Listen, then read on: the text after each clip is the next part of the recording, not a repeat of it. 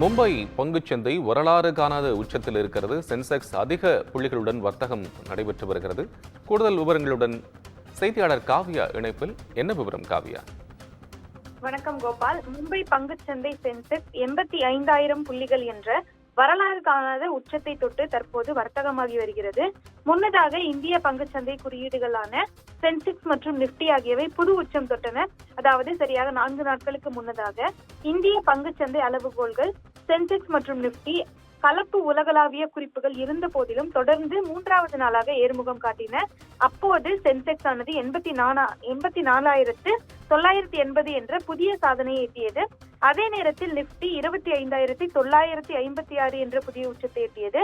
தொடர்ந்து இதன் காரணமாக மஹிந்திரா அண்ட் மஹிந்திரா, கோட்டக் மஹிந்திரா வங்கி, இந்துஸ்தான் யூனிலீவர், பாரதி ஏர்டெல் ஆகியவை கடந்த திங்களன்று இன்ட்ரா வர்த்தகத்தில் புதிய 52 வார உச்சத்தை எட்டியிருந்தன. குறிப்பாக Aadhar housing finance, Bajaj auto, Hero MotoCorp உள்ளிட்ட அப்போலோ ஹாஸ்பிட்டல்ஸ் ஆகிய நிறுவனங்களும் தங்களது 1 வருட உச்சத்தை தொட்டிருந்தன.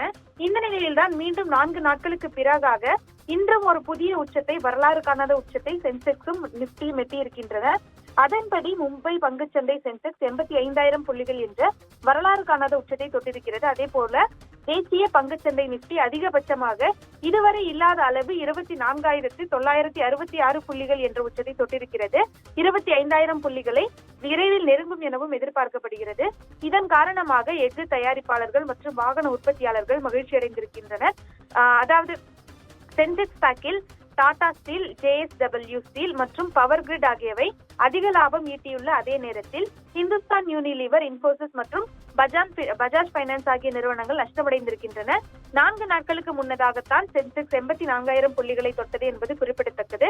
கடந்த செப்டம்பர் 12ஆம் தேதியன்று 83,000 புள்ளிகளையும், ஆகஸ்ட் 28ஆம் தேதியன்று 82,000 புள்ளிகளையும், ஆகஸ்ட் 22ஆம் தேதியன்று 81,000 புள்ளிகளையும் சென்செக்ஸ் தொட்டிருந்தது குறிப்பிடத்தக்கது.